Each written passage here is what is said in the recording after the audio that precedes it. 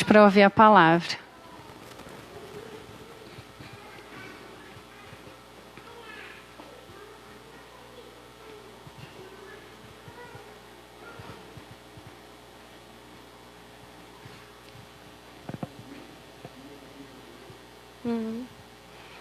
Se alguma mãe quiser levar seu filhinho pequeno até lá,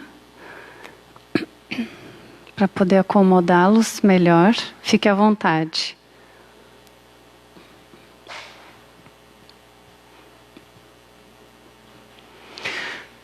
A gente tem um apresentador famoso de televisão que ele sempre repete, né? Quem sabe faz ao vivo. E eu fiquei vendo as meninas hoje louvando ao Senhor e pensando, não, essa não é uma frase que combina com elas. E sobre a vida delas, eu fiquei pensando, Deus, Ele não chama aqueles que estão perfeitos, não é? Mas Ele capacita quem Ele chama. Então, o pastor pediu para elas improvisarem uma música, deu tudo certo. E essa é a capacitação, né, que o Senhor nos dá. Elas na área do louvor, nós em tantas outras áreas. Ele só precisa do nosso coração disponível. Amém, igreja? Então, prontos para receber a palavra, aprender um pouquinho mais daquilo que o Senhor tem para compartilhar com a gente? Amém? Vou tentar ser ágil. Creio que é um tempo especial de Deus na nossa vida hoje. Ele vai falar no nosso coração. E eu quero ter tempo de sobra para a gente poder orar lá no final. Então, orem por mim, igreja, para eu conseguir ser sucinta aqui. Eu coloquei como título da palavra de hoje, o agir audível de Deus. Eu acho que se vocês têm o hábito de escutar pregações, não é? No YouTube, enfim, em vários lugares. As pessoas têm o costume de falar sobre o agir invisível de Deus, não é? E hoje a gente vai ver que Deus usa o som para agir também. E a gente vai começar então estudando um texto que está lá em Josué 6.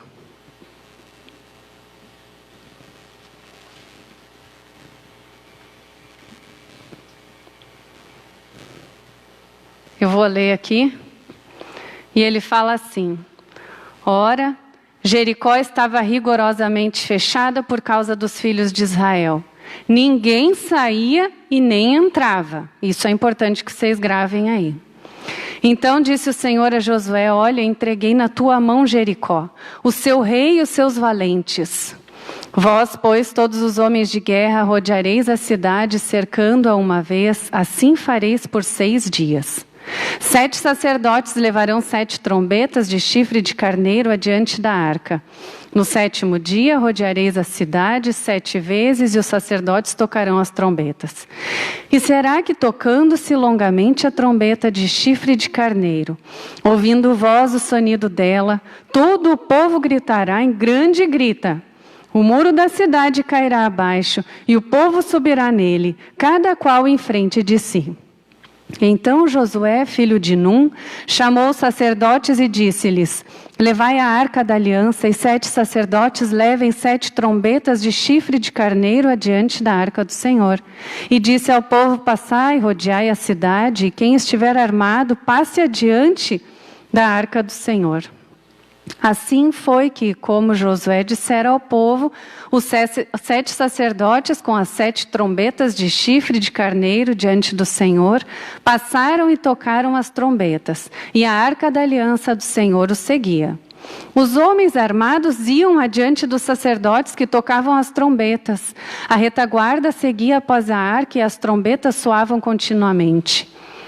Porém, ao povo ordenara Josué, dizendo: Não gritareis, nem fareis ouvir a vossa voz, nem sairá palavra alguma da vossa boca, até o dia em que eu vos diga: gritai, então gritareis. Assim, a arca do Senhor rodeou a cidade Contornando-a uma vez, entraram no arraial e ali pernoitaram. Levantando-se Josué de madrugada, os sacerdotes levaram de novo a arca do Senhor. Os 7 sacerdotes que levavam as 7 trombetas de chifre de carneiro diante da arca do Senhor iam tocando continuamente.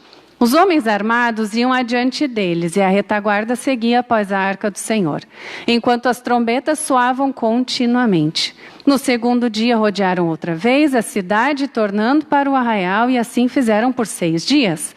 No 7º dia madrugaram ao subir da alva.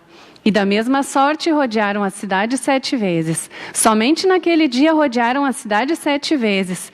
E sucedeu que na 7ª vez, quando os sacerdotes tocavam as trombetas, disse Josué ao povo: fiquem bem quietinhos, porque o Senhor vos entregou a cidade. Está assim aí na Bíblia de vocês? O que o Senhor mandou eles fazer? Gritai, porque o Senhor vos entregou a cidade. Amém? Então, nós vamos começar a nossa conversa falando sobre esse grito que o povo precisou dar. Depois a gente vai caminhar um pouquinho mais pela Bíblia. Mas então esse texto ele está falando sobre uma estratégia dada pelo próprio Deus ao líder Josué para que eles pudessem conquistar a cidade, que era a terra prometida. Após o povo de Deus, o povo querido, amado do Senhor, ser liberto da escravidão do Egito, eles tinham passado por 40 anos caminhando no deserto. E agora eles estavam próximos das muralhas da cidade, que aparentemente eram intransponíveis. Eu fiquei curiosa, não sei quantos de vocês já tiveram essa curiosidade de saber qual era o tamanho dessas muralhas. Afinal de contas, é uma história bem conhecida, não é? Tem filmes, tem seriados, desenhos infantis, muito, né? Um texto lindo para a gente trabalhar com as crianças acerca da coragem, não é? E da fé no Senhor. Mas eu pesquisei e encontrei aqui uma explicação bem curtinha. Fala assim: a cidade de Jericó tinha uma área de cerca de 32 quilômetros quadrados. Era uma cidade fortaleza, não somente para os seus habitantes, como também para os da região agrícola em derredor. Os muros tinham cerca de 9 metros de altura. Então imagina que era um muro mais alto que a nossa parede. E 6 metros de espessura. Quantos metros tem aqui, pai? Aqui. Bom, então vamos imaginar, né, que é quase a metade do nosso templo, era a largura desse muro. É grande, né, gente? É muro para não acabar mais. Então, Jericó era considerada invencível por ter a proteção dos deuses cananeus. Então essa era a situação. Imagina que esse povo estava já cansado. Caminhar 40 anos num deserto não é mole, né? Dose para leão. Sendo judiados pelo sol, não é? De noite no deserto a temperatura cai muito, é fria. E eles estavam agora lá diante dessa missão. Existia então um novo líder, que era Josué, ele sucedeu Moisés, não é? E eles estão diante daquilo que Deus havia prometido. Eles precisavam de um novo milagre, vocês não concordam comigo? Diante de muralhas tão altas e tão largas, só um milagre. E Deus fala então com Josué e declara ao líder do povo: saiba que entreguei nas suas mãos Jericó, seu rei e os seus homens de guerra. E quando eu estava estudando esse texto, me veio ao coração que a cidade de Jericó também representa uma pessoa ou uma promessa. Quando ele fala, entreguei também o seu rei. O rei normalmente é o coração da cidade, não é? Ele é o centro de tudo. Nós não temos mais essa cultura aqui. Hoje a gente tem um poder que ele é particionado, não é? E diversas pessoas acabam representando ele. Mas vamos voltar lá para aquele tempo. Era uma cidade e um rei. Tudo aquilo que ele fazia era lei naquele lugar. Ou seja, Deus estava entregando a cidade, ou a pessoa, ou a promessa. Ele estava entregando o seu rei, o coração, o íntimo daquele lugar, e seus homens de guerra, tudo aquilo que influenciava aquela cidade. Ou seja, Deus havia determinado tudo o que aconteceria naquele lugar. E Ele tinha então revelado a Josué. Amém?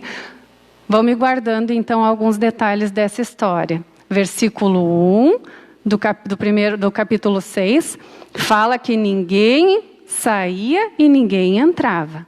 Deus declarou que tinha entregue nas mãos do seu povo a cidade, o seu rei e os seus homens de guerra, ok? Nos versículos seguintes, Deus detalha então sobre a sua estratégia. E ali no versículo 5, né?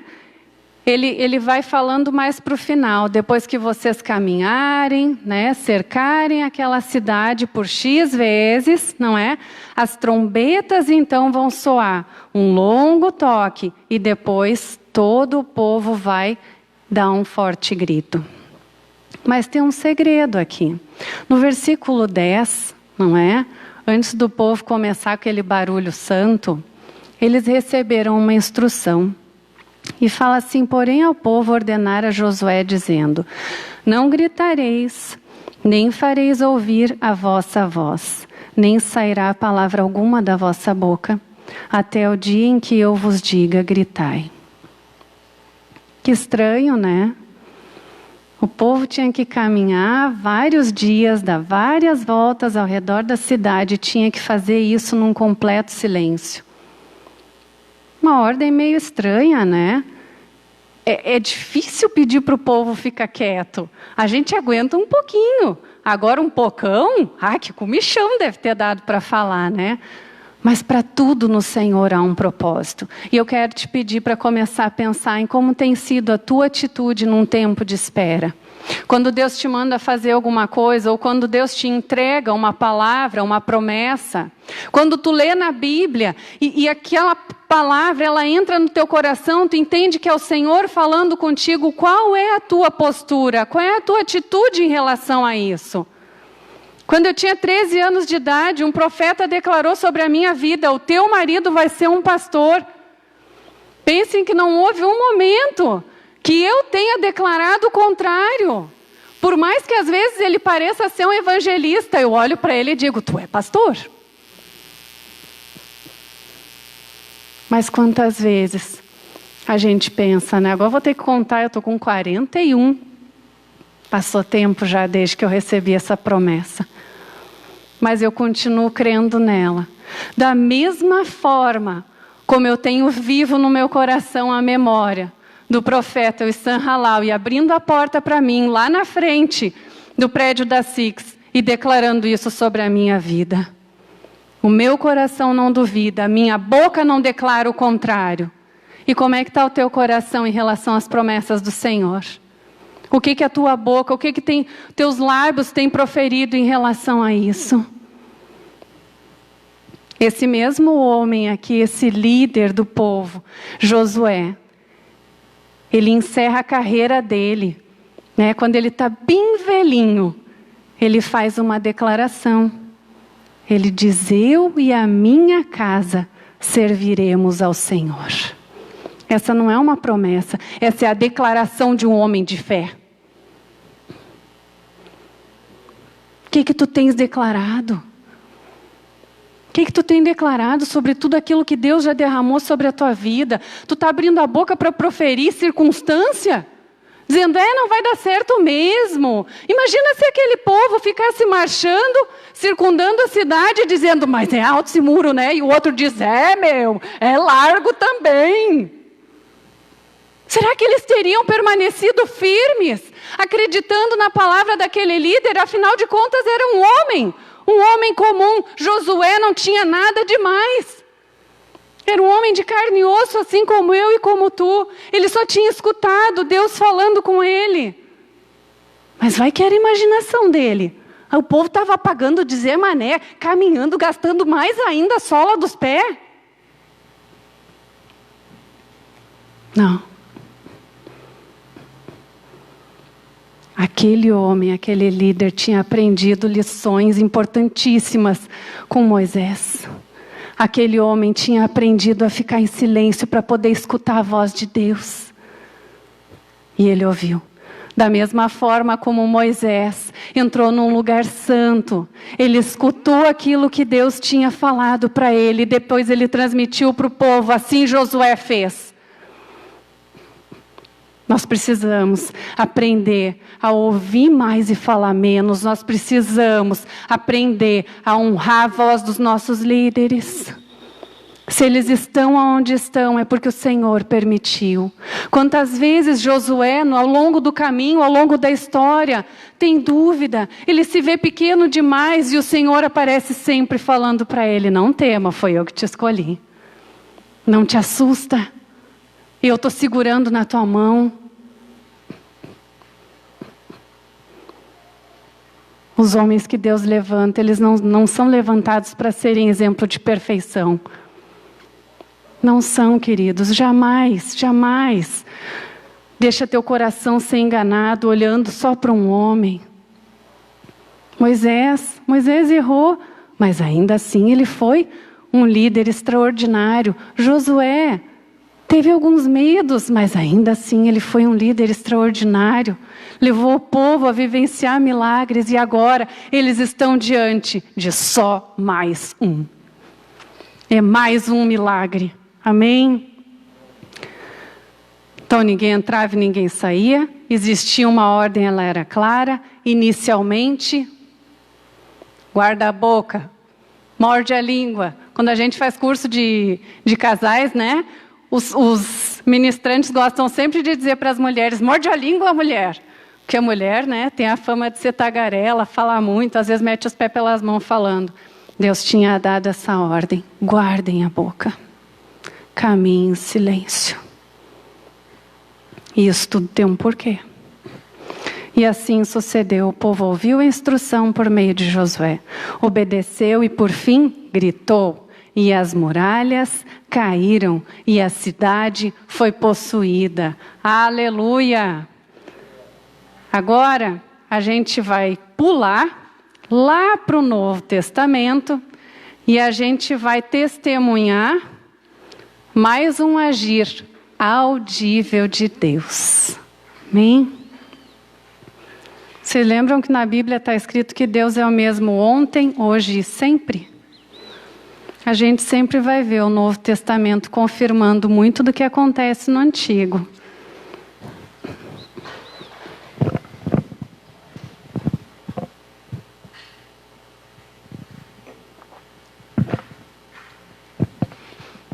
A gente vai então para mais um texto que é conhecido de muitos. E aí aqui a gente vai estudar ele de uma forma mais detalhada um pouco.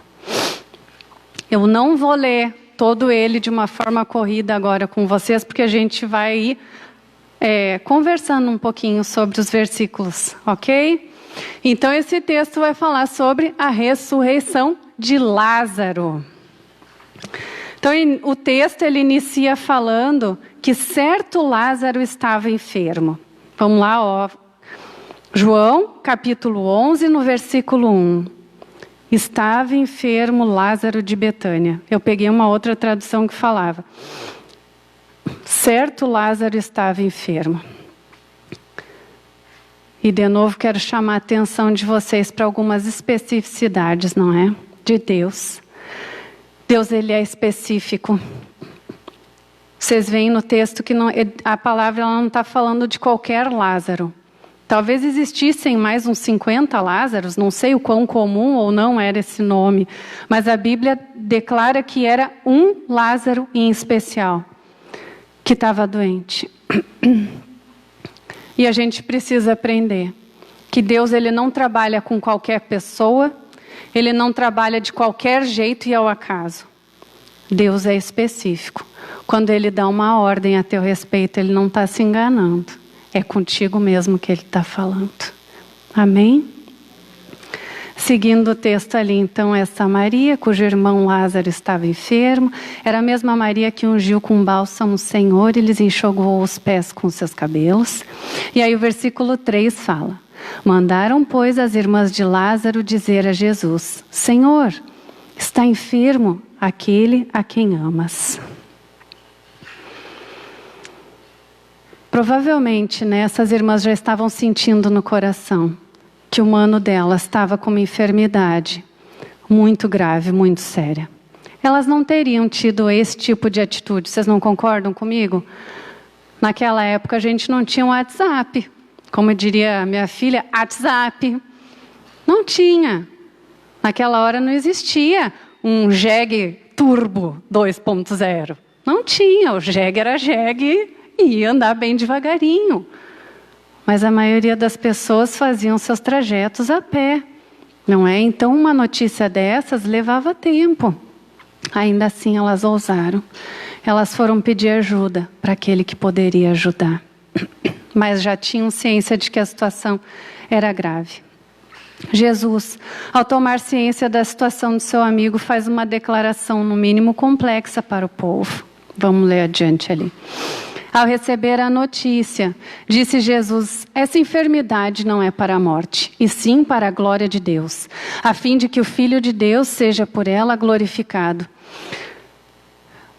Tá, a gente sabe que Jesus morreu e ressuscitou, mas a gente sabe disso hoje, porque já aconteceu, vocês não concordam comigo?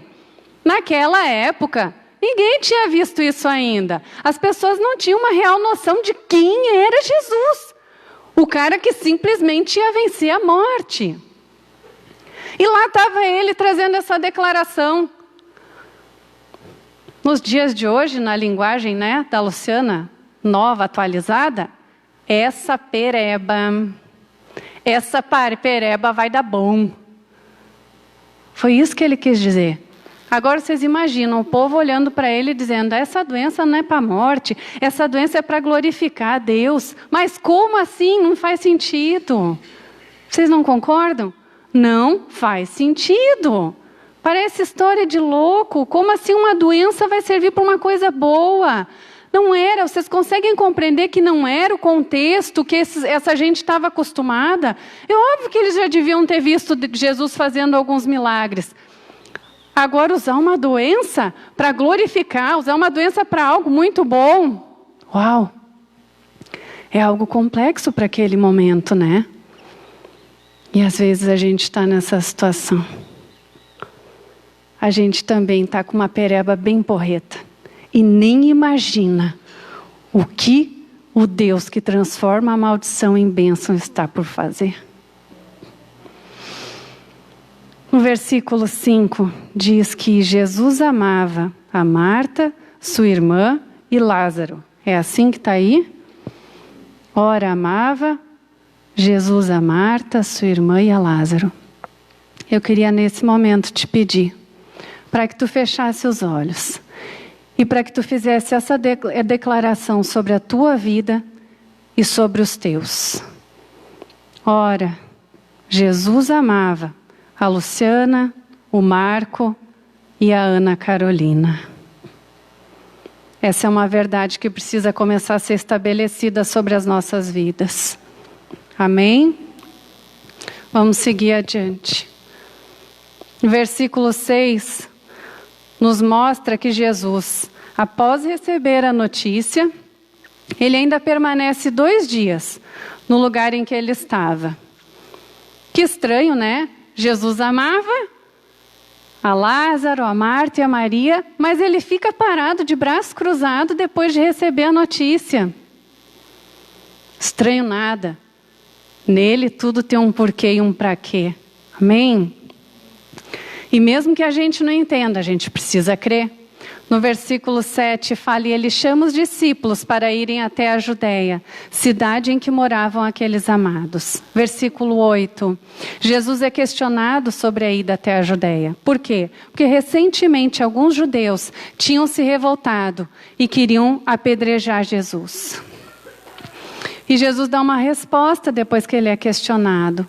E essa resposta ela é importante, é uma lição importantíssima para a gente. Vamos juntos ali ler. Versículo 8 fala: disseram-lhe os discípulos: mestre, ainda agora os judeus procuravam te apedrejar, e tu vai voltar para lá? No 9 respondeu Jesus: não são 12 as horas do dia? Se alguém andar de dia, não tropeça, porque vê a luz deste mundo. Mas se andar de noite, tropeça, porque nele não há luz. Vamos parar aqui um pouquinho. Ele não estava só enrolando os discípulos para ganhar tempo, para o milagre ficar maior. Ele estava aproveitando de forma oportuna, de forma extraordinária, um evento para trazer um ensinamento para aqueles que caminhavam com ele. E ele disse: se alguém anda na luz, não tropeça, porque vê a luz deste mundo. Existe aqui uma garantia. Aqui não tem uma linguagem de figura. Se eu ando na luz, eu não vou tropeçar. O que é andar na luz? Salmo 119, no versículo 105, fala: lâmpada para os meus pés é a tua palavra, e luz para o meu caminho. Em João, capítulo 8, versículo 12, diz assim: falou-lhes, pois, Jesus outra vez, dizendo: eu sou a luz do mundo. Quem me segue não andará em trevas, mas terá a luz da vida. Então existe uma garantia. Se eu ando na luz, eu não tropeço. E isso fica claro em mais de um versículo na Bíblia. E do que ele está falando, não é? Que andar na luz é andar sempre sob a palavra de Deus. Amém? Eu vou caminhar, a palavra de Deus ela tem que estar aqui na minha frente, guiando todos os meus passos. E isso vai me impedir, isso vai me resguardar de tropeços. Se alguém andar na luz, não tropeça, porque vê a luz desse mundo. Para além de andar com a palavra, Jesus, ele é a luz, ele também é a palavra. Eu preciso andar na luz e em Jesus. Fica claro isso para vocês? Em Jesus. Aonde ele pisou, eu vou pisar. Isso é estar em Jesus. O que ele falou, eu vou falar. O que ele fez, eu vou fazer. E coisas ainda maiores daquelas que ele fez, porque ele declarou isso na palavra sobre mim e sobre ti. Coisas maiores do que eu fiz, vocês vão fazer. Mas para isso, e Jesus foi um homem que não teve tropeços, porque ele era Deus? Sim, também, mas quando ele estava aqui, ele era homem, assim como eu e assim como tu. A diferença é que ele dedicou a vida para ter comunhão com o Pai. E a gente, às vezes, escolhe ter comunhão com outras coisas. Ok? Andar na luz, andar na palavra e em Jesus. E o contrário, não é? Se eu ando na luz, tenho a garantia de não tropeçar, o contrário também acontece. Se andarmos à noite no escuro, podemos nos perder, nós vamos tropeçar e não vamos chegar no nosso destino. Ou seja, cada vez que eu deixo a palavra de Deus de lado, a chance que eu tenho de tropeçar ela é quase de 99,9999%.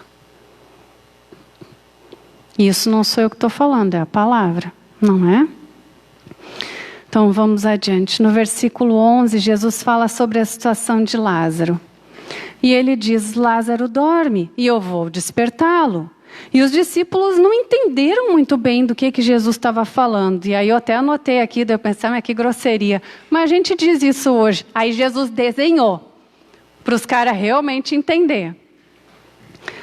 E ele fala: então lhes disse claramente, Lázaro morreu. E para o bem de vocês, eu estou morrendo junto. E para o bem de vocês, eu estou contente por não ter estado lá, para que vocês creiam. agora vamos até ele. Gente, que texto, né? Que texto cheio de vai e vem. E eu, de verdade, eu fiquei essa semana toda tentando me colocar no lugar das pessoas que estavam ali, junto de Jesus. Primeiro ele diz que uma doença vai servir para o bem. Agora ele diz, meu amigão do coração morreu e eu estou dando pulo de alegria. Ai, gente. Por que ele estava contente? Por que ele estava tão feliz de não ter estado lá como era o desejo de todo mundo? Porque ele estava sentindo que o milagre ia acontecer.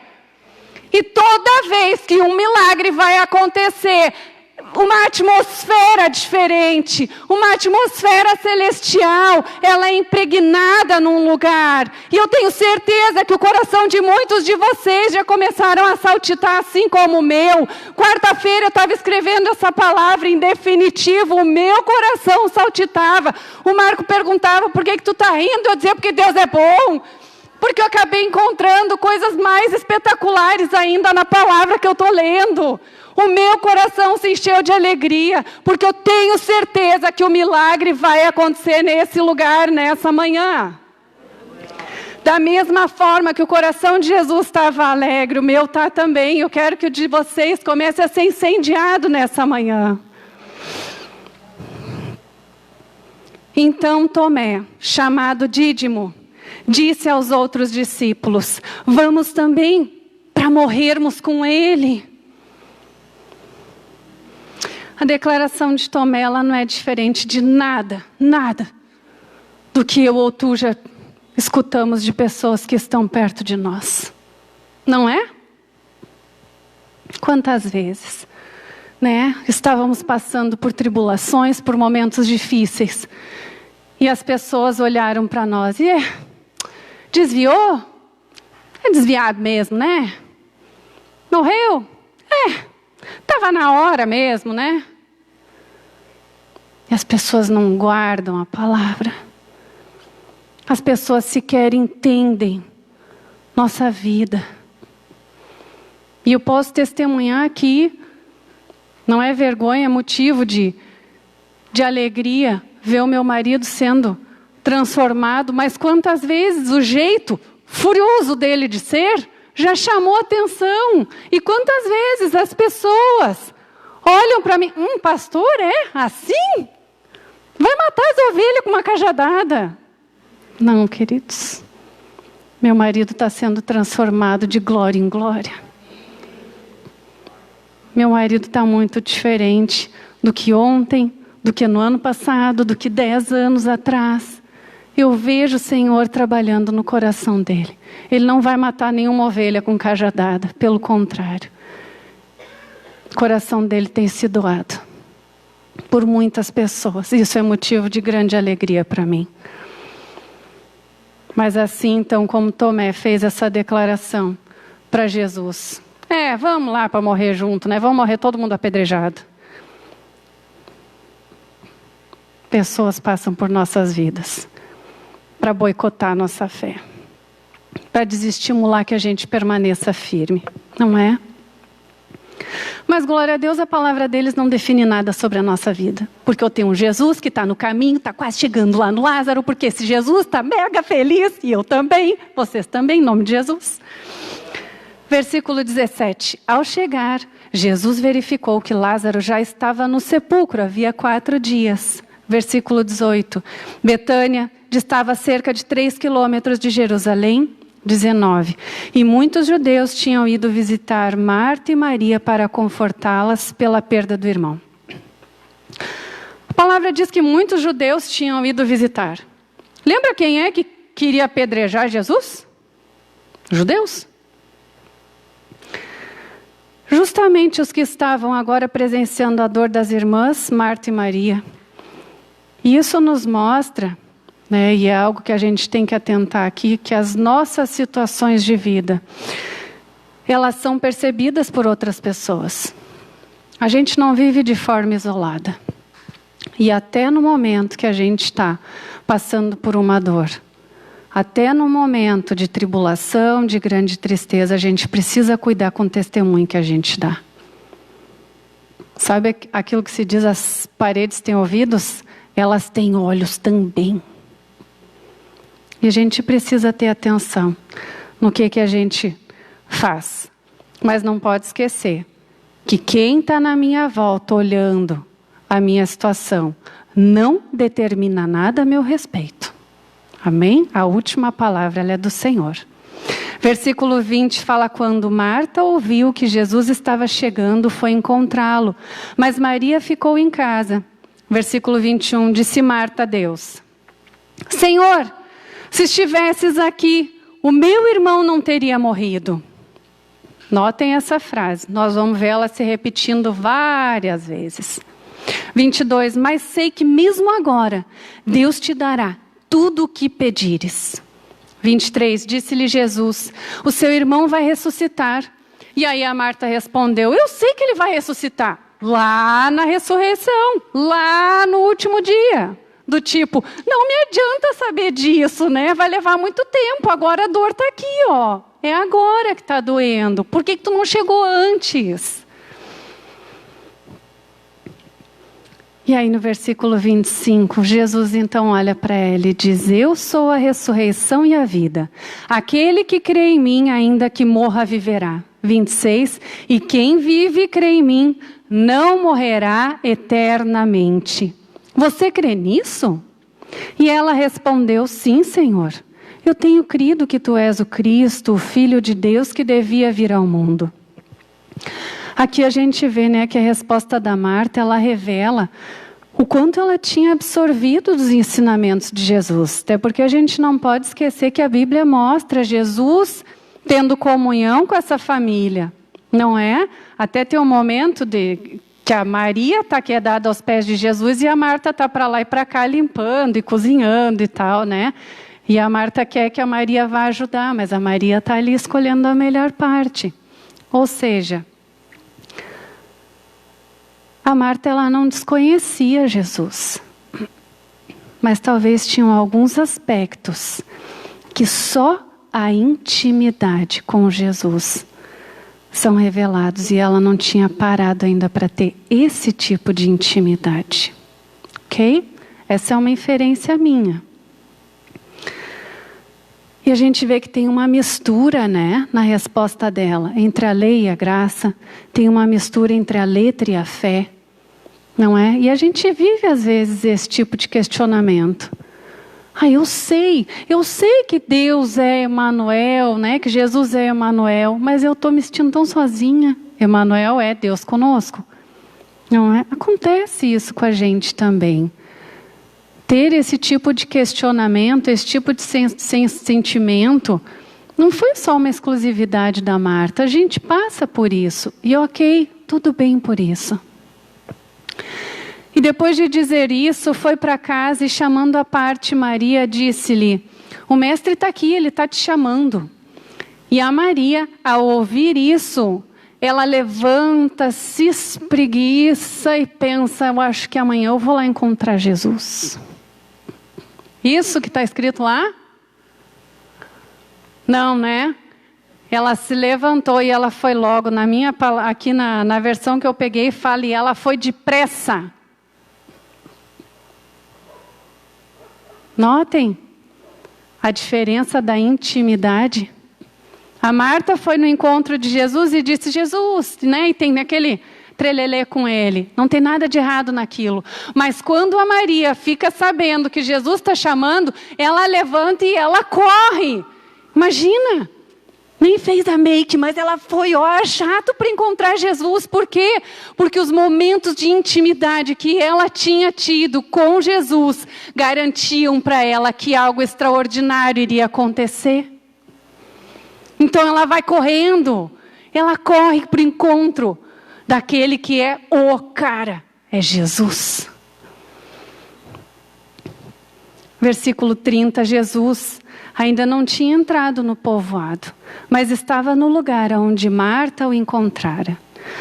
Quando notaram que ela se levantou depressa e saiu, os judeus que a estavam confortando em casa seguiram-na, supondo que ela ia ao sepulcro para ali chorar.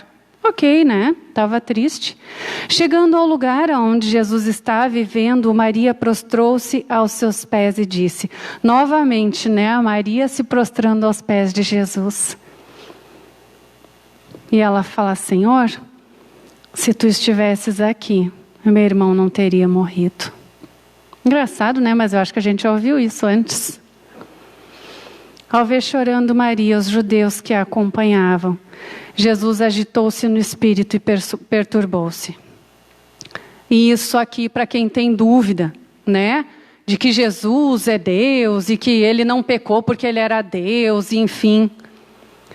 Esse é um dos textos que revela para nós a humanidade de Jesus. Essa é uma parte que mostra para a gente que as profecias de Isaías, lá no Antigo Testamento, estavam se cumprindo aqui. Ele veio como homem. Ele se agitou dentro dele, porque doeu também nele. Ver toda aquela situação. Ele pode não ter chorado pelo Lázaro, até porque ele sabia o que ia acontecer. Mas ver aquelas amigas queridas, lembra? E Jesus amava Lázaro, sua irmã e Marta.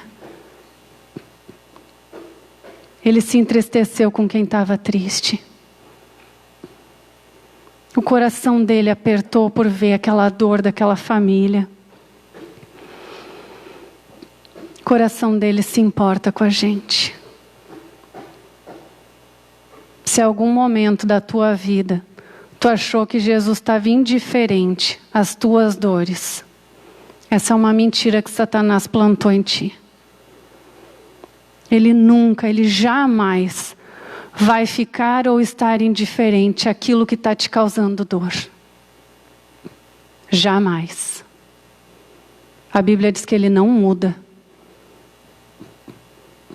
Doeu em ti? Pode apostar que ele sentiu junto. 34. Ele pergunta onde o colocaram. E aí eles falaram, vem aqui e vê, Senhor. Quando Jesus vai chegando mais perto, versículo 35 fala, Jesus chorou. Que imagem, não é? Jesus chorou. Então os judeus disseram, vejam como ele o amava. É verdade, né? Mas alguns deles disseram, olha de novo a frasezinha capciosa. Ele que abriu os olhos do cego, não poderia ter impedido que esse homem morresse? Ou seja, a gente tem Marta declarando algo, Maria fala praticamente a mesma coisa, e agora até os homens que estavam na volta fazendo o mesmo tipo de questionamento. E é verdade, não é? Sim, a morte de Lázaro poderia ter sido evitada. Mas esse não era o propósito da situação. Vocês não concordam? Lá no início Jesus já tinha declarado. É uma doença que vem para glorificar a Deus. É uma doença que vem para glorificar o Filho de Deus. Mas quantas vezes nós também não cedemos e caímos na tentação de ficar questionando. Se Deus me amasse de verdade, isso, aquilo, aquele outro não teria acontecido. Ai, se ele se importasse comigo, ele tinha me ajudado a passar naquele vestibular. Se ele me amasse, ele não ia deixar eu ficar viúva. Ou ele não ia isso, não ia aquilo, aquele outro.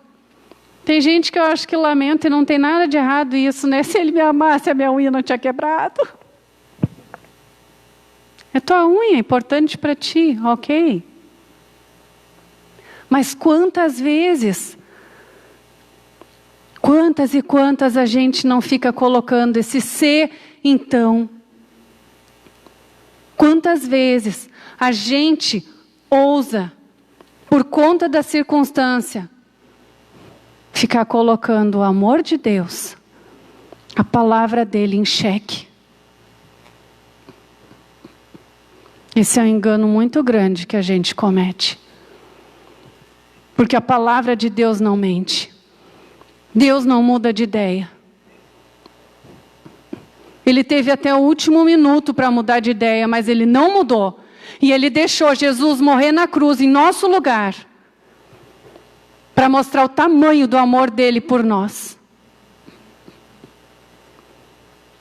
Se algumas coisas ruins acontecem na nossa vida, na maioria das vezes é por consequência das nossas atitudes. Não estou falando das eventualidades, não é? Mas muitas vezes a gente não passa no vestibular porque não estuda.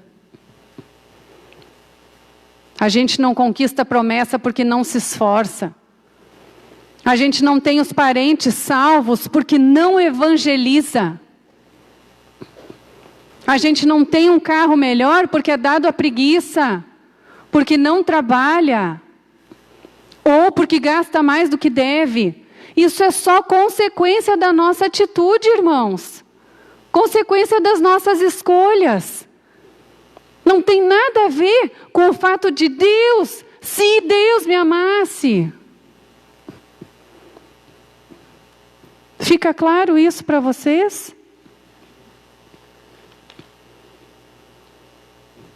O que provavelmente a Bíblia está querendo nos mostrar é que cada uma dessas declarações, a mesma declaração, ela tem um sentido. A Marta chega e diz, né, se tu tivesse aqui o meu irmão não tinha morrido. Porque existia uma verdade dentro dela. Maria, por sua vez, faz uma declaração de todo o coração. Se tu tivesse aqui, e eu sei que tu é a vida, a morte não teria chegado aqui.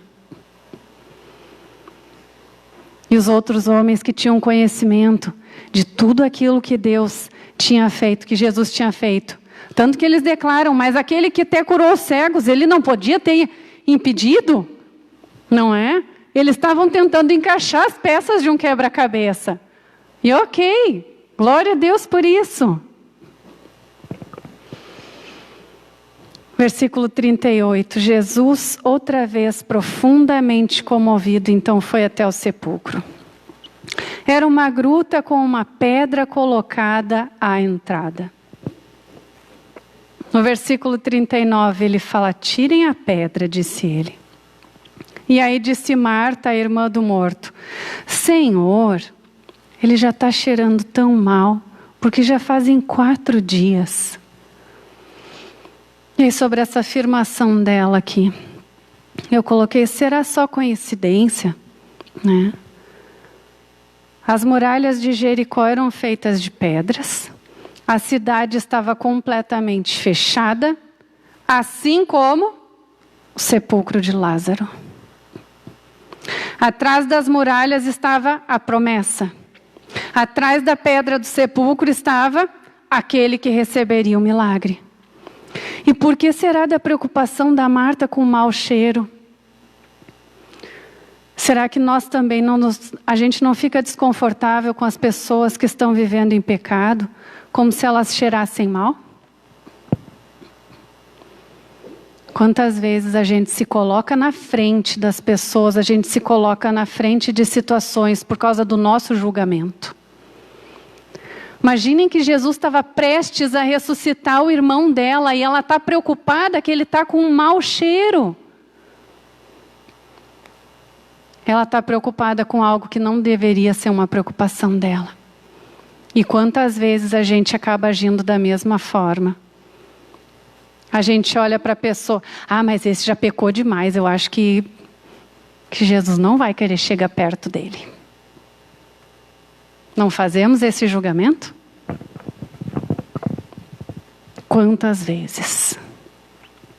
Sonhos envelhecidos, promessas guardadas em um baú, também podem perder uma boa aparência. Aquilo que está morto dentro de nós também cheira mal. Agora tem uma notícia para te dar. Jesus está pouco se importando com o cheiro que as coisas na tua vida têm. Ele não se importa com isso. Tu não precisa ficar constrangido com isso. Tu que é pai, tu que é mãe, tu não precisa ficar constrangido com o cheiro que o pecado dos teus filhos tem. Jesus está olhando para além disso. Ele vai chegar na tua casa, Ele vai chegar nos teus, Ele vai chegar naquilo que está estragado dentro de ti. E Ele não vai se importar de ter que cheirar algo que não é agradável. Não vai. Versículo 40.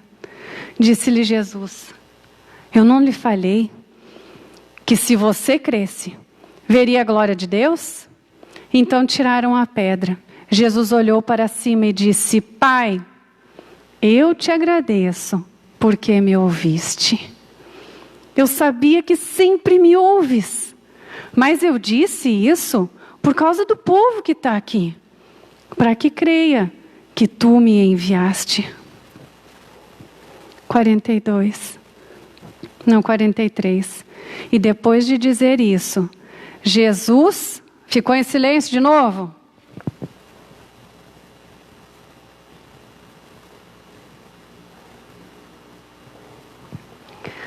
E depois de agradecer a Deus, depois de agradecer ao Pai, Jesus bradou em alta voz, dizendo: Lázaro, vem para fora. Isso te diz alguma coisa? Lembra que o início do nosso texto, o início do nosso estudo era o agir audível de Deus? Versículo 44 diz: o morto saiu com as mãos e os pés envolvidos em faixas de linho e o rosto envolto num pano, e disse-lhes Jesus: tirem as faixas dele e deixem-no ir. Queridos, a gente está se encaminhando para o final e eu quero lembrar vocês de alguns textos bíblicos. A Bíblia nos ensina que a palavra tem poder, que as nossas declarações têm poder. Em Gênesis, no capítulo 1, nós vemos o próprio Deus criando o mundo com a palavra. E fala: no princípio criou Deus o céu e a terra. E a terra era sem forma e vazia, e havia trevas sobre a face do abismo, e o Espírito de Deus se movia sobre a face das águas. Versículo 3, e disse Deus, e disse, Ele proferiu: haja luz, e houve luz. Em João, lá no capítulo 1, versículo de 1 a 4, fala: no princípio era o verbo, e o verbo estava com Deus, e o verbo era Deus. No princípio era Jesus, e Jesus estava com Deus, e Jesus era Deus? No princípio era a palavra, e a palavra estava com Deus, e o verbo era Deus? Ele estava no princípio com Deus. Todas as coisas foram feitas por Ele, e sem Ele nada do que foi feito se fez. Nele estava a vida, e a vida era a luz dos homens. Provérbios, capítulo 18, versículo 21 diz: o poder, a morte e a vida estão no poder da língua, e aquele que a ama comerá do seu fruto. Que sério isso, gente. A morte e a vida estão no poder da língua. Precisamos ou não precisamos cuidar daquilo que sai da nossa boca? Fica claro o porquê da ordem que Deus tinha dado para Josué para falar para o povo? Vocês vão caminhar, e não vai ser pouco. Vocês vão caminhar bastante, mas é em silêncio. Instrução de Deus para o povo, para que eles não botassem tudo a perder. E será que nós não recebemos instruções de Deus também? Sim. Recebemos para tudo, para todo o tempo. A Bíblia nos instrui sobre como ser pai, como ser mãe, como ser esposa, como ser marido, como ser sacerdote, como ser amigo, como ser um profissional. E quantas vezes a Bíblia nos adverte sobre a nossa boca? O texto de Tiago é um estudo importantíssimo para cada cristão. E ele nos alerta sobre o poder das nossas palavras, sobre o tanto que a gente tem que ter domínio sobre o que sai da nossa boca. Amém? Vocês estão entendendo? Por que da ordenança do silêncio? Mas ele não mandou o povo ficar mudo o tempo todo. Que legal. Eu não sei. De verdade. Até porque eu não convivo tanto assim com vocês. Não sei qual é a situação da tua vida hoje. Eu não sei quantas promessas aos teus olhos parecem ser impossíveis de serem cumpridas. Quantos desafios de vida tu já passou que já te consumiram completamente as tuas energias. Quanto dinheiro tu já gastou, quanto recurso. Não sei por quanto tempo. Tu tem vindo de uma longa caminhada no deserto. Aquele povo, até chegar diante de Jericó, já tinha caminhado por 40 anos. A Bíblia diz que o Josué estava com 80. Acontece que caminhar no deserto é pesado. É muito quente de dia, é muito frio de noite. E isso talvez pode estar falando das dificuldades que a gente enfrenta durante o dia. E do tanto que a gente chora de noite. No vazio, no frio. Mesmo tendo pessoas próximas a nós. Pessoas que não dizem nada. Pessoas que não nos abraçam, não nos acolhem. Quanto tempo tu está caminhando nesse deserto? Quanto tempo tu te vê açoitado pelas circunstâncias da vida dentro desse deserto?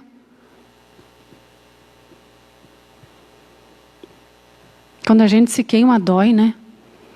Quando a gente fica muito tempo exposto no sol. E às vezes eu faço isso porque eu amo o sol. A gente fica cansado. Não é? É uma coisa estranha. O sol, ao mesmo tempo que nos dá energia, parece que ele consome também, né? E assim estamos nós muitas vezes.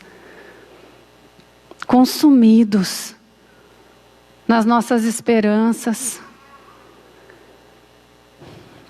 Também não sei quantas pessoas estão ao teu redor, afastadas do Senhor. Pessoas que deixaram de andar na palavra e em Jesus.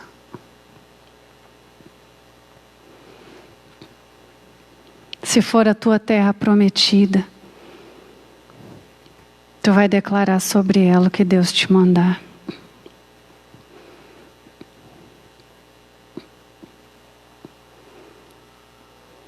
Texto de Josué e o texto de João. Eles estão falando de coisas que são nossas. O texto de Josué fala de uma terra prometida e Deus tem essa terra prometida para ti. O texto de João fala de situações que morreram, que aparentemente morreram. Fala de pessoas. A gente pode pensar num parente desviado. Ele está dormindo. Ele deixou de andar na luz. E hoje é o dia que a gente vai gritar: João! Vem para fora! Não interessa o tamanho da porta. Não interessa o tamanho da pedra que está ali fechando o lugar onde ele está. O ouvido dele, nessa manhã, vai escutar a tua voz chamando ele. Porque nas duas situações, já a ordem de Deus foi clara. Grita! O povo gritou e as muralhas ruíram. Jesus gritou e Lázaro, que estava morto, ouviu. Essa é uma manhã onde as tuas promessas, onde aquilo que está morto dentro de ti vai ganhar vida novamente. Essa é a manhã onde os teus parentes, todos os teus familiares, todos os teus amigos que estão desviados, eles vão escutar o teu chamado. Em nome de Jesus. Ah, meu irmão, a palavra de Deus, ela é loucura. Ele usa as coisas loucas desse mundo. Mas também é uma palavra que nos traz vida. Nos ensina a viver altaneiramente. O que é isso? É não andar mais tropicando nas pedras, só olhando para o chão, dizendo: ó vida, ó céu, morreu meu irmão. Ó vida, as muralhas estão muito grandes. Chega! Se tu veio até aqui nessa manhã, Deus vai ouvir o teu grito, porque o teu grito vai ser um ato de fé. Amém? Sophie, vou te pedir para vir aqui e me auxiliar. Nós vamos fazer aqui o maior barulho que esse templo já ouviu. O som da nossa voz vai ser escutado até os confins.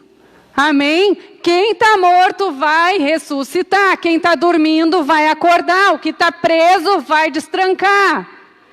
Eu creio nisso. Historiadores dizem que Lázaro viveu ainda 30 anos após ressuscitar. As pessoas que tu ama, que aparentemente estão mortas, têm muita vida ainda para viver.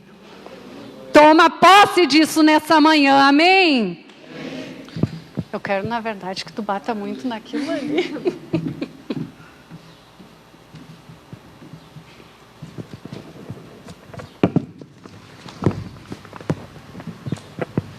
A Bíblia diz que em parte falamos e em parte profetizamos. Eu quero convidar cada um de vocês a se colocar em pé e começar a marchar. Em silêncio. Enquanto nós estivermos marchando, o Senhor vai começar a te lembrar, a te mostrar sonhos, promessas, aquilo que foi morrendo dentro de ti. Inclusive palavras que entraram dentro do teu coração e foram causando morte, desânimo, derrota. O povo circundou a cidade de Jericó. Jesus caminhou um longo caminho até chegar aonde Lázaro estava. Isso quer dizer que Deus vai agir, mas nós precisamos nos posicionar em fé. Nós não vamos ficar parados. Amém? Vai colocando na presença do Senhor aquilo que nessa manhã precisa escutar o teu grito.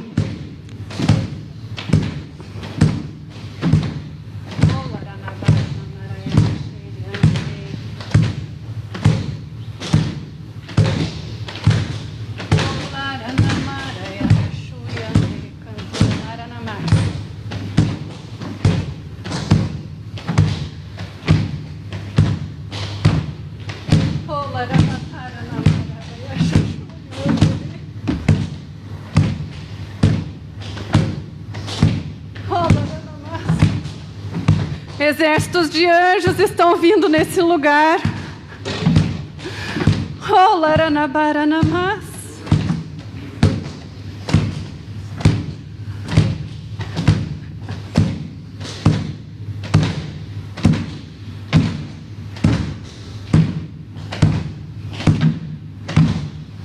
Mais forte, igreja. Mais forte. Mais forte, ainda que as tuas pernas estejam ficando cansadas. Não desiste. Não desiste. Quantas vezes tu desistiu? Quantas vezes tu olhou para as pessoas e desistiu porque tu ficou atrelado às circunstâncias? Quantas vezes tu olhou para o teu casamento e achou: já passei por tanta tristeza, eu vou desistir dele? Quantas vezes tu olhou para os teus filhos e pensou: já falei tanto de Jesus para eles, eles não querem me ouvir, eu vou desistir. Nessa manhã tu não vai desistir de nada. Nada. Nós cantamos nessa manhã: o nosso general é Cristo. Seguimos os seus passos e nenhum inimigo vai prevalecer, vai nos dominar. Nenhum inimigo vai ficar em pé. Nenhuma das promessas do Senhor deixou de ser cumprida. Essa só é a manhã de tomar posse, igreja.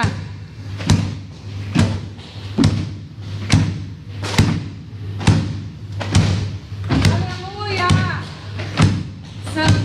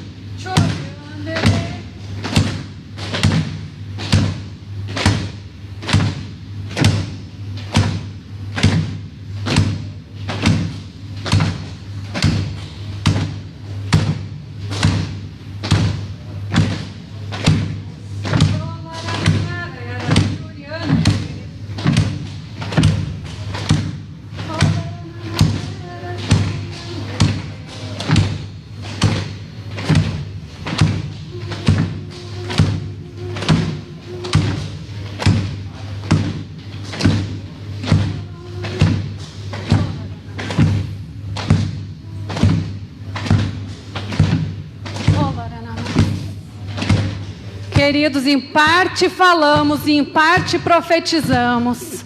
Não é tempo de parar, não é tempo de desistir. Ainda que quem esteja morto seja tu. Ainda que quem esteja preso nesse sepulcro com uma pedra enorme na frente seja tu. Nessa manhã tu vai sair de dentro desse sepulcro. Todo espírito de morte que está agindo contra a tua vida vai ser derrotado. Em nome de Jesus. Em nome de Jesus. Tem uma mulher aqui que tem guardado silêncio. Nessa manhã Deus vai abrir a tua boca. Tu não vai mais ser escrava do silêncio, presa pelo silêncio. Ele te liberta nessa manhã, em nome de Jesus.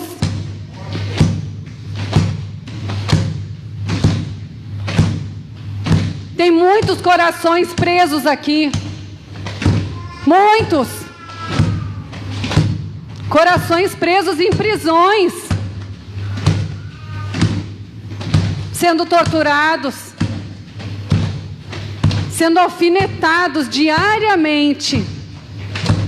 Corações que já estão batendo fraco. Jesus veio para te dar vida e vida em abundância. E tu vai receber essa vida nessa manhã. Em nome de Jesus.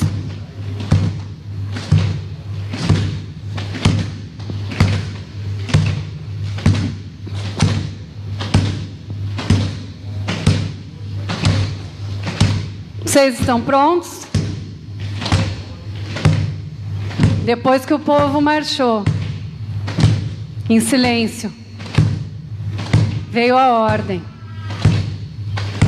Depois que as trombetas soarem longamente, gritem! Jesus, quando se aproximou do túmulo de Lázaro, deu uma ordem, gritando: quantos estão prontos para dar um brado e chamar todos aqueles que precisam escutar e dar ordem para tudo aquilo que precisa ser conquistado, destravado, use o termo que for. Amém, igreja? Nós vamos contar até 3. E no 3, os anjos vão soar as trombetas e nós vamos gritar. Amém? Chama, querido, não tenha vergonha. Chama aquele que precisa vir para fora. Toda a muralha, não interessa o tamanho que ela tem, vai ruir nessa manhã. Amém? Vou pegar isso. 1, 2, 3.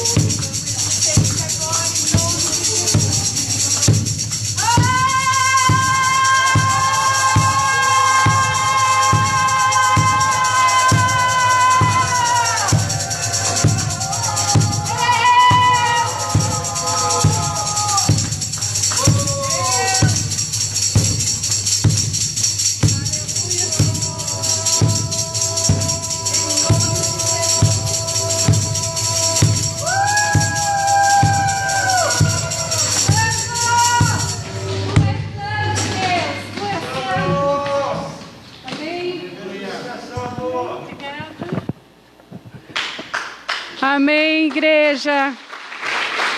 Amém.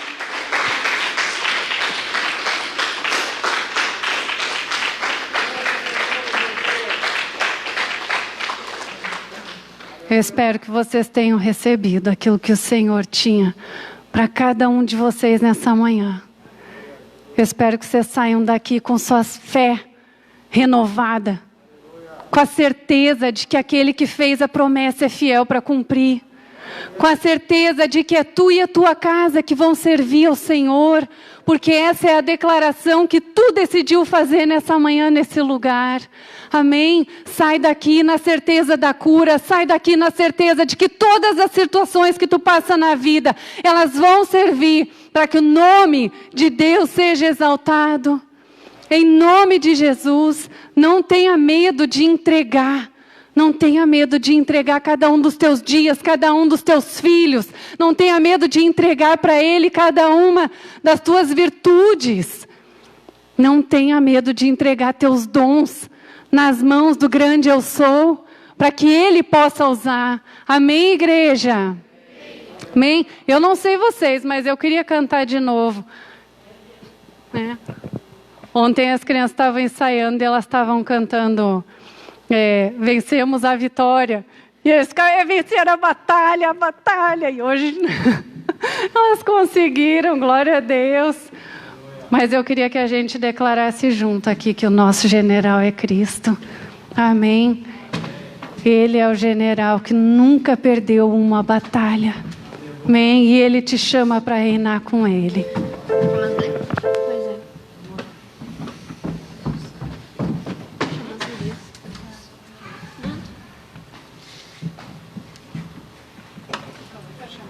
Uhum.